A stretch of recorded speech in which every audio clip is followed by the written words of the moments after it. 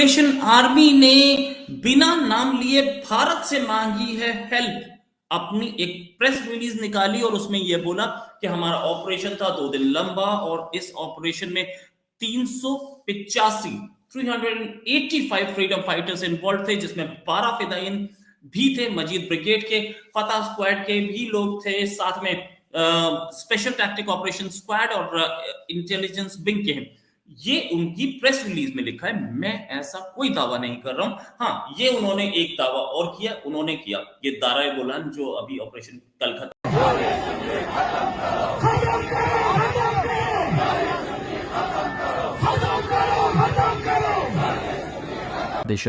उसने ब्रिटिश राज से आज़ादी हासिल की, वही उनको आज भी दोबारा फेस करना पड़ रहा है। तो बात यह है कि तकरीबन 20 रुपये पर केजी वीट का जो रेट था उसको 36 रुपये करने का फैसला हुआ। कोयटा में 1 घंटे के दौरान 2 धमाके। मलाखैलाबाद में इंतखाबी दफ्तर पर दस्ती बम धमाके में एक शख्स जख्मी हो गया। पाक फौज ने गुज़श्ता 3 रोज में 24 दहशतगर्दों को जहन्नुम वासिल कर दिया है। इससे मुतालिक आपको बताएं कि पाक फौज ने गुज़श्ता 3 रोज में 24 दहशतगर्दों को जहन्नुम वासिल किया। सारे दहशतगर्द मच और कौलपुर कॉम्प्लेक्स पर हमले के दौरान मारे गए। फायरिंग के तबादले में कानून नाफिज करने वाले इदारों के 4 अहलकार शहीद हुए हैं। नमस्कार दोस्तों, जय हिंद। दोस्तों, पाकिस्तान की फौज बलूचिस्तान में हालात को अभी भी कंट्रोल नहीं कर पा रही, क्योंकि जिस तरह से बलूच लिबरेशन आर्मी ने पाकिस्तानी फौज पर हमला बोला है, तब से पाकिस्तान की फौज इस वक्त पूरी तरीक़ा से छटपटा रही है, लेकिन बलूचिस्तान का कंट्रोल नहीं संभाल पा रही, क्योंकि उन लोगों ने साफ बता दिया है कि ये हमारी माँ बहन बंगाली नहीं है, ये बलूचिस्तान है। पाकिस्तानी फौज को उसकी औकात दिखा देंगे। क्या है पाकिस्तानियों का रिएक्शन, वीडियो को स्टार्ट करते, लेकिन उससे पहले यदि आपने हमारे चैनल को सब्सक्राइब नहीं किया तो सब्सक्राइब करें, वीडियो पसंद आए तो लाइक करें। उन्होंने क्लेम किया कि हमने खत्म कर दिया। इसमें 78 आर्मी पर्सनल पाकिस्तान के मारे गए और जिसमें से 45 पहले 3 घंटे में खत्म कर दिया था। अभी तक पिछले करीब 24 घंटे में 34 हमले हो चुके हैं पाकिस्तान में, बलूचिस्तान में 24 घंटे में 34 हमले। बड़ी चीज है, पाकिस्तान के बलूचिस्तान में ये लॉलेसनेस बताता है कि क्या सूरत हाल है और पाकिस्तान की आर्मी किस तरीके से इसे डील करती है। आर्मी घबराई हुई है उस एरिया में जहां पे ऑपरेशन हुआ था, अभी तक नहीं घुस पाई, हालांकि इन्होंने बोल दिया कि ऑपरेशन खत्म हो चुका है। जो रिलीज निकाली है उसमें यह बोला कि हमें सपोर्ट करो, और मैं कहता हूं कि गवर्नमेंट ऑफ इंडिया को सपोर्ट भी करना चाहिए। स्ट्रांगली वर्डेड प्रेस रिलीज है। इसमें उन्होंने बोला कि हमने देखा कैसे महरंग बलूच यानी कि बलूच महिलाओं को कैसे उनके साथ बदतमीजी की गई, मिसबिहेव किया गया इस्लामाबाद में, हमने इसका बदला लिया। साथ में उन्होंने यह भी बोला कि हमारी बलूच माएं बहनें जिन उनके साथ जो मिसबिहेवियर हुआ था वो अननोटिस्ड नहीं किया, हमने देखा था उसे वो क्या हुआ था। और ये भी बोला इसी में प्रेस रिलीज में कि अगर आप ऐसे ही बदतमीजी करते रहे तो आप ये समझना कि आप हमारी लेडीज को, हमारी माओ बहनों को बंगाली विमेन मत समझना, बंगाली महिलाएं मत समझना, हम आपको छोड़ेंगे नहीं। ये इस प्रेस रिलीज में लिखा है। BLA and the whole Baloch nation are protectors of Baloch women and BLA will go to any extent to defend Baloch national honour. मतलब बलूच महिलाओं के साथ जो सलूक हुआ उसका बदला तो लिया उन्होंने। और बदला कैसे लिया? पाकिस्तान की आर्मी घुटनों पे आ गई। साथ में ये भी बता दिया पूरी वर्ल्ड को कि कितनी पावरफुल है ये आर्मी, जिसके पास पाव किलो के बॉम्ब पड़े यूज हो सकते थे। ये जो न्यूक्लियर बॉम्ब है ये इमरान खान की शादी के लिए ही रखा है। सही बोला, यूज कर सकते थे, कहीं तो करते, कभी तो करते। आपके पास इतनी क्राइसिस आई, आपने यूज नहीं किया। लेकिन किस चीज के लिए रखा है? उसने ये भी बोला हम ये दिखाना चाहते थे, BLA ने बोला हम ये दिखाना चाहते थे पूरी दुनिया को कि हम BLA अकेले ही पाकिस्तान की आर्मी को घुटनों पे ला सकते हैं। 2 दिन तक पाकिस्तानी की आर्मी का कंट्रोल खत्म हो गया था उस इलाके से, सिर्फ हमारा वहां राज था। हमने यानी कि ये 80% की इंक्रीज है टोटल प्राइस में, जबकि सारे पाकिस्तान में इसके अलावा अगर देखा जाए तो 25% महंगाई होती है सिर्फ। लेकिन गिलगित के अंदर जहाँ पर आपने सब्सिडी देनी थी गंदम पे, वहाँ आपने 80% महंगाई कर दी। तो इससे एहतजाज शुरू होते हैं।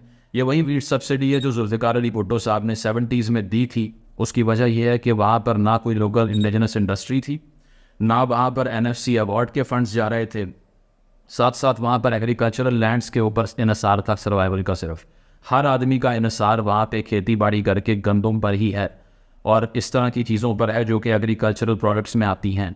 तो अगर उसी के ऊपर इतनी महंगाई होगी तो लोकल इंडिजिनस इंडस्ट्री तो एग्जिस्ट नहीं करती, कैसे चलेंगे रोज़गार उनके? इसका जवाब आप सोच लीजिए।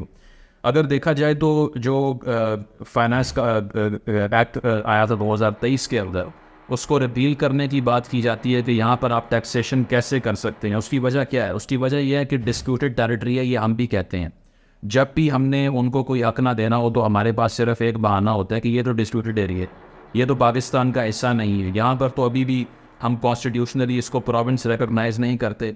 आज़ाद जम्मू कश्मीर की तरह ना वहाँ पर कॉन्स्टिट्यूशन है, ना वहाँ पर मुख्तलिफ हुकूमत है जो कि अपना ढांचा खुद चला सके, अपनी लेजिस्लेशन खुद कर सके। तो इसीलिए डिस्प्यूटेड रीजन है तो हम कुछ नहीं कर सकते। लेकिन डिस्प्यूटेड रीजन से टैक्सेशन करने का आपको कानून किसने बना के दिया? एक ऐसा एरिया जो कि डिस्प्यूटेड है, आप खुद मान रहे हैं कि पाकिस्तान का फॉर्मली हिस्सा नहीं है, उसी को आप टैक्स भी कर रहे हैं, साथ साथ वहीं के लोगों पे आप 4th शेड्यूल भी लगा रहे हैं जो कि एंटी टेररिज्म एक्ट के तहत ये बताता है कि दरअसल जो कॉन्स्टिट्यूशनल एरियाज़ हैं उन्हीं पे लगेगा ना। अगर एक एरिया आइन के अंदर आता ही नहीं है तो उसके ऊपर आप कैसे 1997 का एंटी टेररिज्म जो एक्ट है वो नाफिज कर सकते हैं? हालांकि इसका नफाज किन लोगों पे होता है जो दहशतगर्दी करते हैं। उसकी वजह यह है कि वो पॉलिटिकल एक्टिविज्म नहीं कर सकते, रैलियों में नहीं जाने देना उनको, उनकी मूवमेंट को रिस्ट्रिक्ट करना है। बेसिक वजह ये थी इस एक्ट की जो कि पॉलिटिकल वर्कर्स पे लगाया जा रहा है।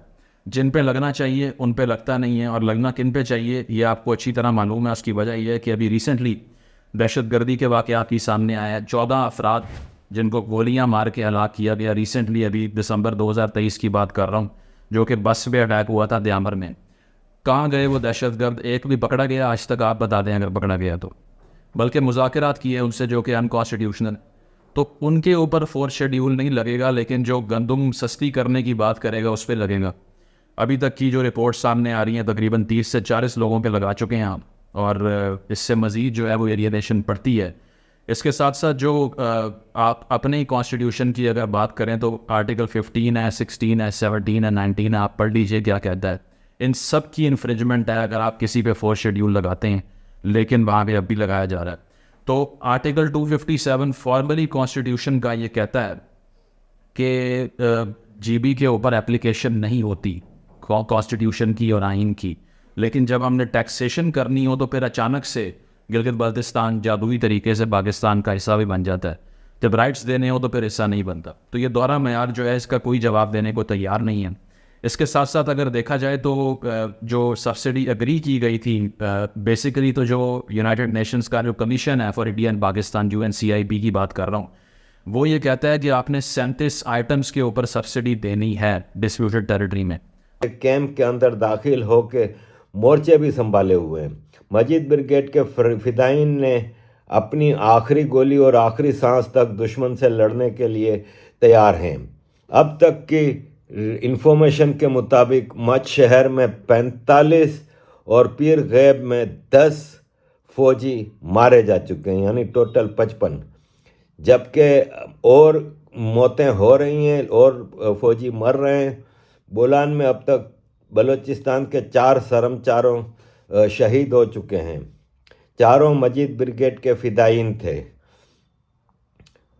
हम अपने बलोच कौम को ये पैगाम देना चाहते हैं कि इस हमले का मकसद पूरी कौम को इस बुज़दिल दुश्मन पाकिस्तान आर्मी की औकात दिखाना है कि इस बुज़दिल फ़ौज की ताकत सिर्फ मासूम और निहत्थे लोगों को अगवा करके, टॉर्चर करके, शर्मचार डिक्लेयर करके उनको जाली मुकाबलों में शहीद करना है। जबकि हकीकी शर्मचार इनके सामने आते हैं तो ये भीगी बिल्ली बन के अपने बिलों में छुप जाते हैं। इसलिए रोज़ इस कब्ज़ागिर दुश्मन आर्मी के टॉर्चर का निशाना बनने के बजाय हम बंदूक उठा के इनका मुकाबला करेंगे। ये अजीज़ दोस्तों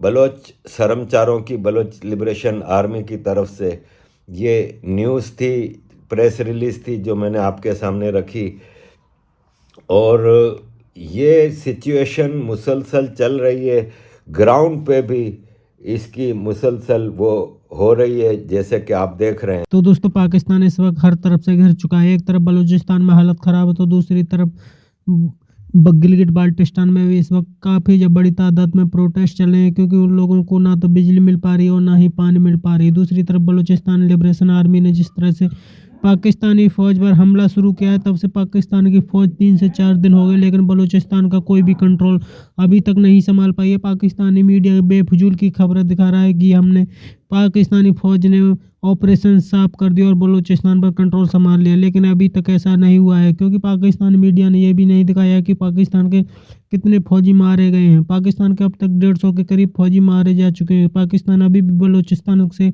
महरूम है। पाकिस्तानी फ़ौज जिस तरह से लगातार कोशिश कर रही है किसी भी तरीक़ा से बलूचिस्तान का कंट्रोल संभाल लिया जाए, लेकिन पाकिस्तानी फ़ौज को उसकी औकात दिख गई है, क्योंकि पाकिस्तान की फ़ौज केवल पाकिस्तान में चुनाव ही करा सकती है। इसके अलावा पाकिस्तानी फ़ौज की जंग लड़ने की कोई औकात नहीं है। बलूच लिबरेशन आर्मी ने पूरी तरीक़ा से दिखा दिया, जिसे देख करके पाकिस्तानी रो रहे हैं, क्योंकि पाकिस्तानी फ़ौज पूरी तरीक़ा से कंट्रोल खो बैठी और बलूचिस्तान पाकिस्तान से जल्द ही अलग होने वाला है। आपकी क्या राय कमेंट में जरूर शेयर करें। यदि आप चैनल पर नए, चैनल को सब्सक्राइब करें, वीडियो पसंद आए तो लाइक करें, कमेंट करो और शेयर करें। जय हिंद, वंदे मातरम।